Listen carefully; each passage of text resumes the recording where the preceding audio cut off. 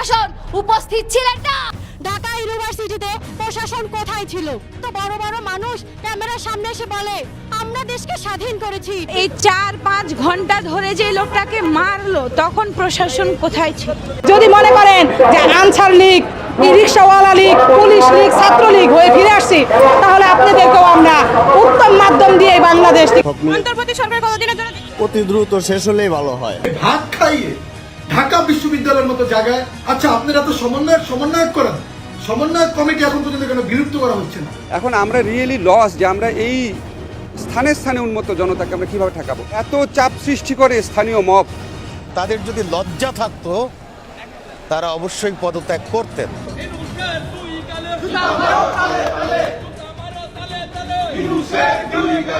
তোফাজ্জলের প্রাণহানি তাই এড়াতে পারবেন না উপদেষ্টা ডক্টর ইউনূস সহ সমন্বয়করা। এবার ডক্টর ইউনূসকে দেশ চালাতে ব্যর্থ আখ্যায়িত করে পদত্যাগের দাবিতে আন্দোলনে নেমেছে ছাত্র জনতা।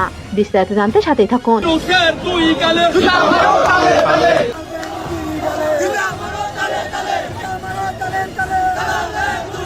সেই 5 তারিখের পর থেকে সমস্ত প্রাণহানি ও হামলার বিচার করতে পারেননি প্রধান উপদেষ্টা ডক্টর ইউনূস। এরপরও ডক্টর ইউনূসকে দেশ সংস্কারের সময় দিয়েছিল ছাত্র জনতা।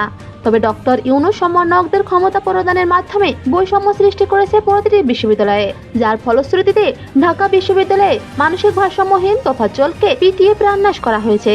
তবে শিক্ষার্থীদের অভিযোগ এসব কিছুর জন্য দায়ী থাকবে সমন্বয়করাও প্রধান উপদেষ্টা ডক্টর ইউনূস। শিক্ষার্থীদের মধ্যে রাজনৈতিক মনোভাব প্রবেশ করা নয়, তাদের হিংস্র পশু রূপ দিয়েছে তারা অবিলম্বে ডক্টর ইউনূসের পদত্যাগ দাবি করে আন্দোলনে নেমেছে।